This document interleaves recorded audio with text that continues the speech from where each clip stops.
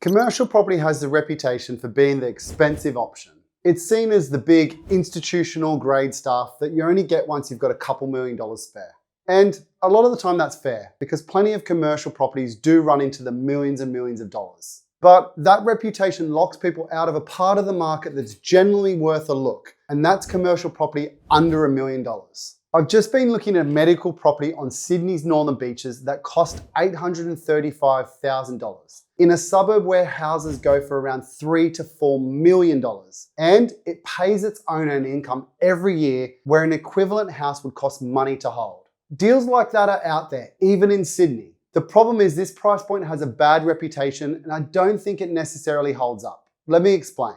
A lot of buyer's agents actively talk people out of it, and there are two reasons why they do this. The first is their actual wait list. A lot of agencies have too many clients chasing this price point, so telling you that there's a 12 to 18 months wait is an easy way to move you onto something bigger or even push you into a residential property again so they can make some money. To me, the wait list that they have is actually a good sign for the market because it tells you there's plenty of buyers down in that price point, i.e. there's a demand for that type of property. The second reason is commission. A lot of buyer's agents charge somewhere between 1.9 and 2.2% of the purchase price as a commission. So a $5 million asset pays them a lot more than an $835,000 one for roughly the same amount of work. There's a built-in incentive to point you at the bigger number, whether or not it's actually a better deal for you.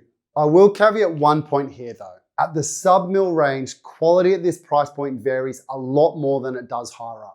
At 5 or 10 million, you're usually dealing with national tenants, long institutional grade leases, so a lot of the deals are decent by default. When you're buying at the sub-million end, you're shopping at the smaller business end of the market, and there's a few things worth going in with your eyes open about. A lot of what's available is body corporate rather than freestanding, so you've got less control over the property and not much room to add value. The tenants tend to be smaller operators, which means fewer staff and more movement in their cash flow, and you're often leasing to someone like the local mechanic or spray painter down the road. They'll usually sign a short lease, somewhere between 1 and 3 years, because they can't forecast their own business much further than that.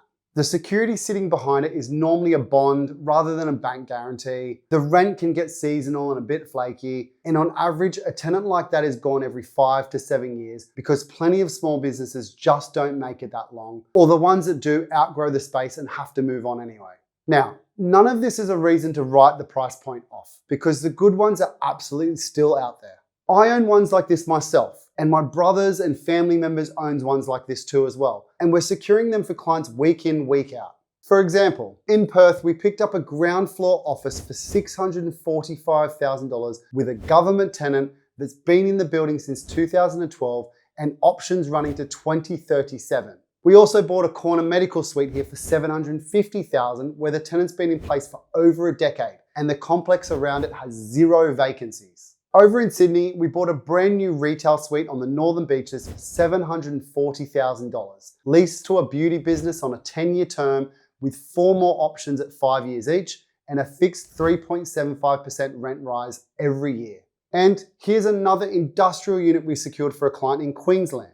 They purchased it for $935,000 with a 5.56% net yield, and we managed to negotiate another 3-year lease during the due diligence process. And that's the key here, due diligence. What moves your risk is the tenant quality, the lease length, the guarantee strength, and the vacancy rate. And those 4 things are exactly what the process checks at any price point, which means sub-million isn't a worse strategy than buying big. It's the same strategy, just played at a smaller budget. Don't let someone whose pay packet gets bigger the more you spend be the one deciding what you can afford to buy. Sub-million commercial is absolutely worth looking at as long as you're picking the right properties well. If you want help finding one of the good ones, book a call with my team using the link below. We'll go through it with you properly. Cheers, guys.